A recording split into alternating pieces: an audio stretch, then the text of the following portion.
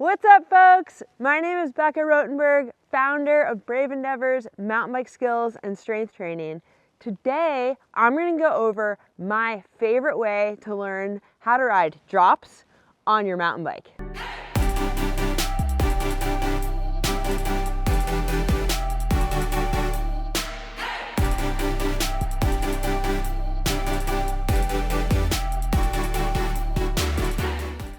I like to define a drop as a feature that requires both wheels to be in the air at the same time in order to land safely. Now, I've coached hundreds of people off drops. I've also watched a ton of how to drop YouTube videos. And there's a lot of different ways that you can successfully and safely ride drops. I'm gonna go over the way I really like and what I've found has been really successful with the hundreds of people that I've worked with in person. But the most important thing is that you practice, you play around with different techniques and find what works well for you. Also, there's different drop techniques that you're going to want to use in different types of situations. So it's really great to have a bunch of different tools in your toolbox, but when you're starting out, I like to keep things simple. So we're going to focus on one specific drop technique today. I think of the difference between a jump and a drop. As a drop, you go out and down. A jump, you go up and then down. There's some similarities in what you're doing, but the technique we're going to go over today is actually pretty different than jumping. When it comes to drops, I like to work backwards. So let's start by thinking about what we want to have happen when we land. We want two things. One, we want the angle of the bike to match the angle of the landing. And then two, we want to be able to set our wheels down in a reliable, safe, consistent manner. And what we want is either both wheels to land on the ground at the same time, or for the front wheel to land slightly before the rear wheel.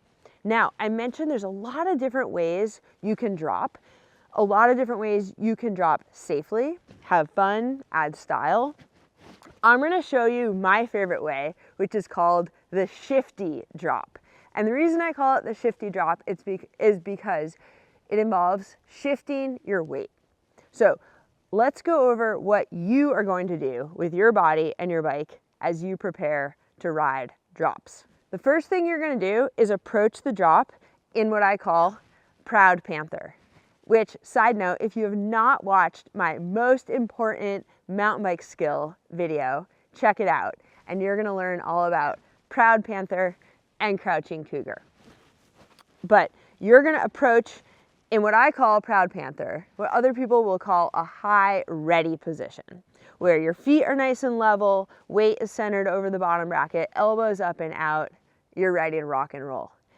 As you approach the drop, you're going to shift your weight slightly forwards and then back. And with that backwards weight shift, what you're looking to do is unweight the front of the bike. In order to unweight the front of the bike, you need to send your butt back so it's either even with the rear axle or behind the rear axle. And you want to practice this over a stick or a dog toy. So you want to start somewhere on nice level ground, approach in that Proud Panther high ready position, send your weight back so you're driving gently down through the pedals, sending the hips back, and that's going to unweight the front of the bike. You're not yanking, you're not pulling up on the bars, but it's shifting the weight, starting going slightly forwards, then back enough to unweight the front. You want to be able to do this very consistently, where you feel like you can unweight the front, come back down, and land with really good control. One of the tricky things about drops is when they're really small, think of like a curb, you actually have to do a lot more body movement to get your wheels to stay in the air to fully clear the drop. You're going to find this sweet spot height. Often it's about 12 inches where you can do enough body movement to unweight the drop and get both wheels in the air. When it comes to your drop progression, I want you to stay safe.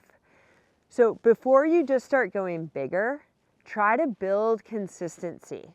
Ways I like to do that are land the drop exactly where you want to, land with both wheels on the ground at the same time over and over and over again, and then play around with landing front wheel first and then rear wheel first. Once you know you can land exactly how you want to, when you want to, then start going bigger. If you liked this video or found it helpful, please give it a thumbs up, subscribe to the channel, and subscribe to my newsletter. Every Saturday, I send out a newsletter with tips on mountain biking, strength training, and mindset. I would love to hear from you about your own drop progression if you have any breakthroughs or questions. Otherwise, I want to see you out on the trails and hope you ride with more confidence and more fun.